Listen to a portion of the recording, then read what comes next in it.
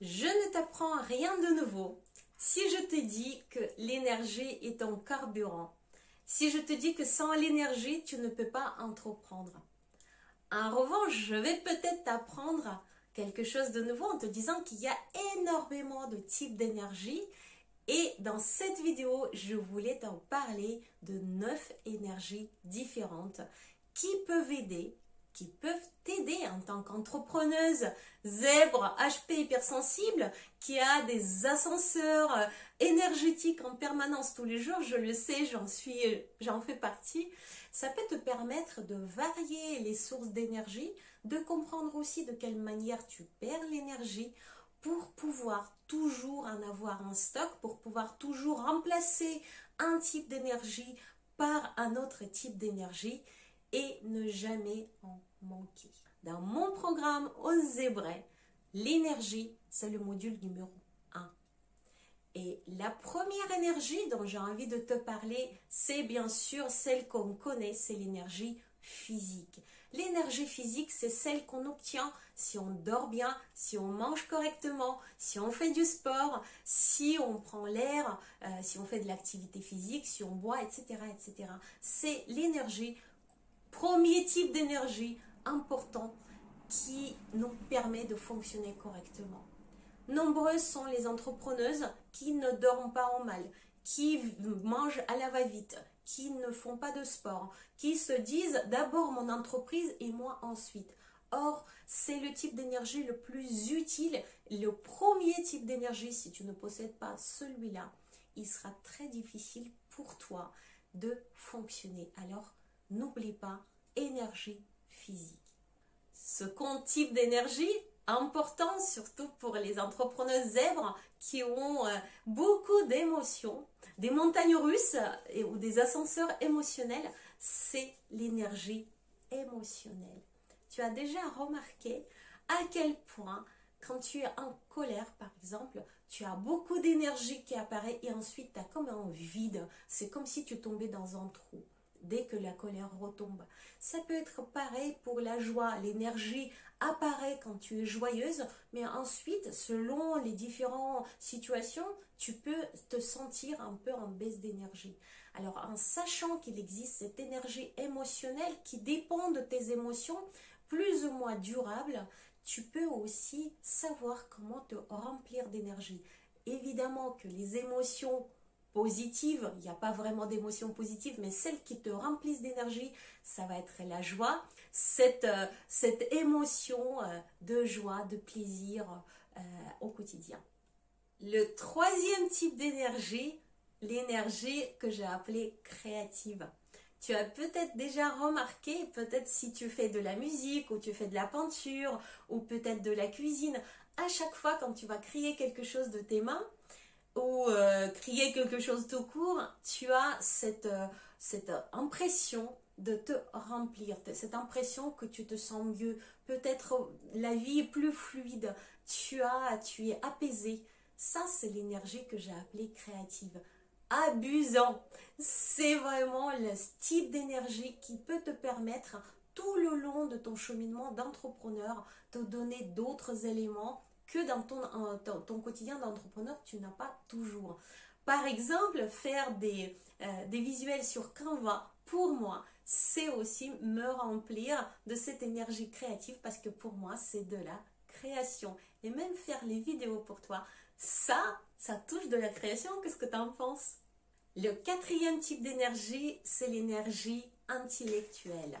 Si tu es zèbre, HP comme moi, tu as absolument besoin de cogiter, de lire des livres, de comprendre des concepts, de développer, de peut-être t'améliorer dans certains types de compétences théoriques parfois. En tout cas, tu as besoin de cogiter.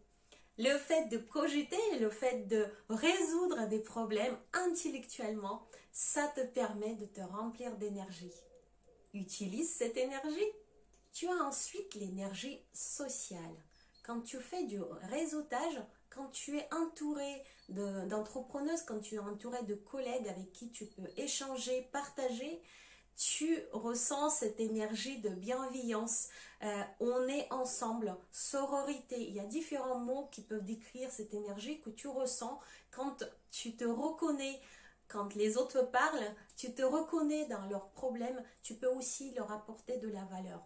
Tout ça, c'est de l'énergie sociale. Et il y a aussi cette énergie, comment dirais-je, active, cette énergie de résultat. Quand tu fais quelque chose et que tu as un résultat, tu te dis ouais, yes, et tu ressens comme s'il y avait un sous tes pieds, cette source d'énergie qui t'élève, qui te lance encore plus loin. À chaque fois quand tu atteins tes résultats, tu as cette énergie qui apparaît. Alors, fais en sorte pour l'avoir le plus en plus souvent possible en divisant tes gros objectifs en petits. Tu auras cette opportunité de rencontrer ce type d'énergie très souvent et même quotidiennement. Tu as ensuite cette énergie que j'ai appelée enfantine ou folle, appelle-la comme tu veux. C'est celle qui apparaît quand tu t'assieds enfant sur une balançoire et tu te balances comme une folle. Quand tu danses sous la pluie avec tes enfants, quand tu nages par exemple dans la mer bleue, toute nue, au coucher ou au lever de soleil. C'est cette énergie-là, c'est ton enfant intérieur qui t'envoie cette énergie. Il est content. Utilise cette énergie au maximum, c'est la plus pure, c'est la plus peut-être difficile à obtenir si tu ne te lâches pas la grappe. Sauf si tu participes à mes séances de yoga du rire. Un des meilleurs moyens pour toujours avoir cette énergie enfantine, folle, un peu bizarre, rigolote en stock, c'est de rire. Le rire le plus souvent possible, à toute occasion, ne jamais te prendre au sérieux. Tu as aussi cette énergie de sens, cette énergie de mission. Je l'ai appelée l'énergie de pourquoi. Si tu as un pourquoi plus grand que toi, si tu as une mission de vie, tu ressens comme une grande énergie, tu es rempli de cette énergie qui est presque permanente, qui te permet de dépasser les différents obstacles dans ton cheminement et qui t'amène toujours plus loin. L'énergie de pourquoi, c'est une énergie puissante, c'est une énergie presque permanente. C'est une énergie que tu as vraiment besoin pour aller plus loin. C'est pas pour faire des sprints, cette énergie, tu en as besoin pour faire un marathon. Si parfois tu manques d'énergie et tu es vraiment dans le comment, repose-toi toujours la question du pourquoi. Tu vas retrouver de nouveau cette énergie pour avancer. Si tu es découragé, repose-toi les questions du pourquoi. Tu vas retrouver ton élan. Et enfin, il y a cette énergie de changement. L'énergie que tu as quand tu as des choses qui changent autour de toi. Tu es obligé de t'adapter à ces changements ou peut-être toi-même tu inities le changement. Peut-être que tu commences un nouveau programme, peut-être que tu décides de changer le type de client, peut-être que tu décides de changer les prix, peut-être que tu déménages, peut-être que tu achètes de nouveaux matériels. Tous ces changements-là, quels qu'ils soient, ça t'apporte de l'énergie. Change-toi, donne-toi cette opportunité de changer, d'évoluer. Ta marque personnelle suivra et tes clients aussi. C'est un type d'énergie qui peut être généré en permanence. Il suffit d'un tout petit changement parfois quotidien. Tu peux juste utiliser un autre trajet pour aller au supermarché tous les jours et voilà que tu auras déjà généré cette énergie du changement. Voilà les 9 énergies d'entrepreneuse dont j'avais envie de te parler dans cette vidéo. C'est très personnel. Ces énergies-là sont mes énergies à moi. Peut-être que tu en as d'autres. Si c'est le cas, je t'invite surtout à partager avec les autres personnes. Écris-le dans le commentaire, ça peut apporter de la valeur.